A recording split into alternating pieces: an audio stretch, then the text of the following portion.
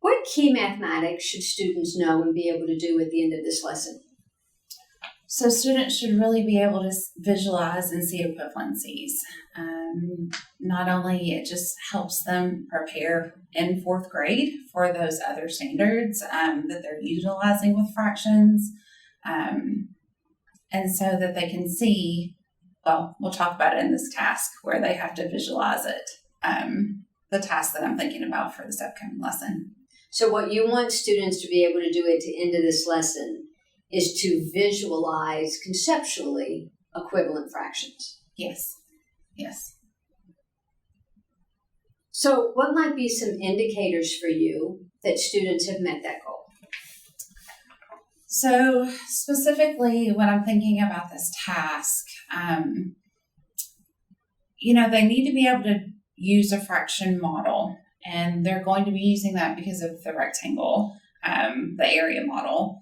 And not only that, but they need to be able to justify and explain their thinking of why that they see in this specific task 3/12 is equivalent to 1/4. So 2 indicators for you of student success. 1, being able to draw those equivalent fractions, mm-hmm. and 2, being able to justify the reasoning. Mm-hmm. Okay. So what task are you considering for this lesson? So it's a fractions and rectangles task, and 2 parts. So they have to look at this rectangle, this area model, and decide, what fraction of the rectangle below is shaded. Mm-hmm. And then this is where the cool part gets into the standard for mathematical practice, because part B, it says, Laura says that 1/4 of the rectangle is shaded. Do you think she's correct? Explain why or why not by using the picture. Mm-hmm. So they have to be able to see that 3/12 is equivalent to 1/4, because they have to visualize moving those pieces to show 1/4 and justify and critique the reasoning of what Laura says. Okay, so let's unpack that a little bit. Okay. You mentioned that the target of this standard was conceptual understanding. Mm-hmm. So what might be the cognitive complexity of this task? So when I'm thinking about the matrix and I'm thinking about conceptual understanding, I would rate it a level 2 or a medium, just because it's building off previous learning in 3rd grade, but they're just using a different denominator. They're into 12s, which is what is required by the standards, and they have to use that line of reasoning.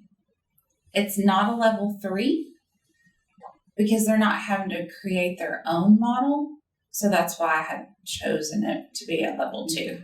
So you really feel like this task is level 2 because the model's provided, right? Not that they have to come up with their own model. Correct. Yeah. Yes. So the target's conceptual understanding, cognitive complexity level 2. How might those 2 things impact the instruction and assessment you're going to be doing in this lesson? So I have to ensure that my assessment is aligned to that task. That's what's required by the standards. And so I would just want to mirror that type, maybe obviously use a different denominator, but I would want the same type of conceptual understanding that is required in this task and reasoning to also be found in the assessment.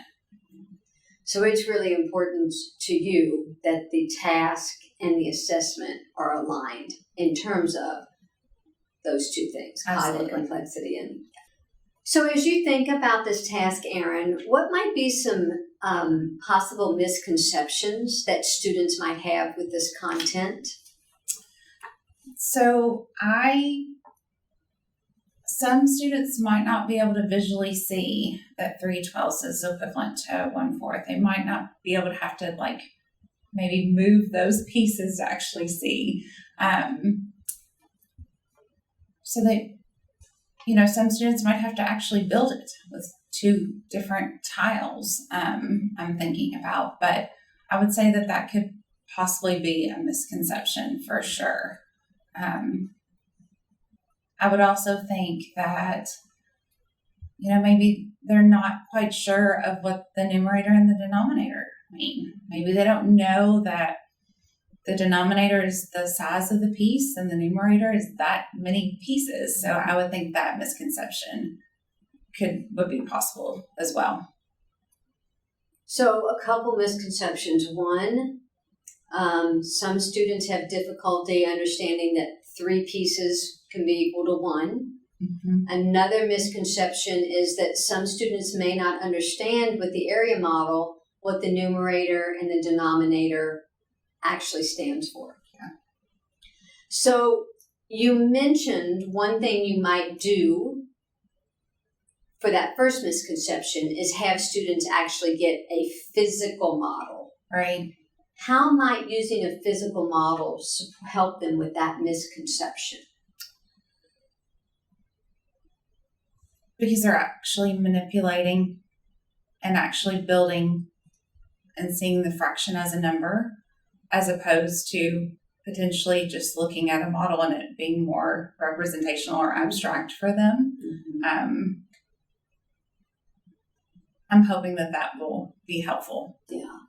So for students who might need some extra help, having the concrete pieces where they can put those 3/12 actually on top of that 1/4 and they can see that they match would be a way to support students who are having trouble with that. Yeah. So what about the second thing you mentioned, which is students might not understand what the numerator and the denominator means in this task? What might be some strategies you could use to help them with that? So I wonder if not only seeing that 12ths, I wonder if just building different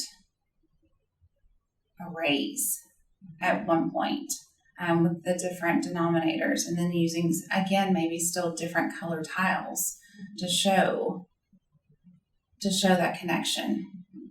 I'm going to think on that. On one other one.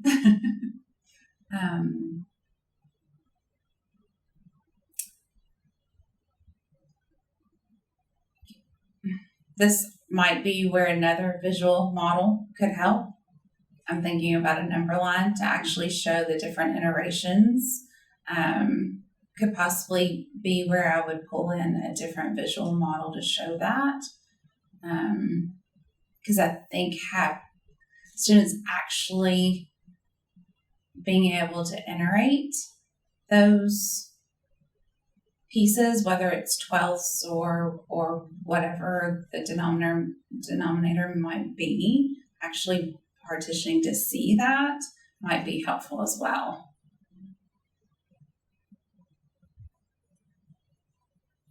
I'm thinking on this one, Maggie. Okay. But you listed 2 different strategies. One, doing lots of visual models so they can see the connection between the number of pieces in the denominator and the pieces shaded in the numerator. Mm-hmm. A second strategy is actually using a different model, like a number line where they can iterate to see the pieces. The size of the piece. Yeah. I think that might be something that would help clarify. Okay. All right. So let's think about the mathematical practices for a minute. As you think about that task, what opportunities does it present for students to demonstrate the mathematical practices? MP3 for sure, because part B, where Laura has to critique, where they have to see if her work is correct or not, and they have to justify those equivalent fractions. I would also think not only that, but attending to precision. So MP6, seeing those equivalencies of 1/4 to 3/12.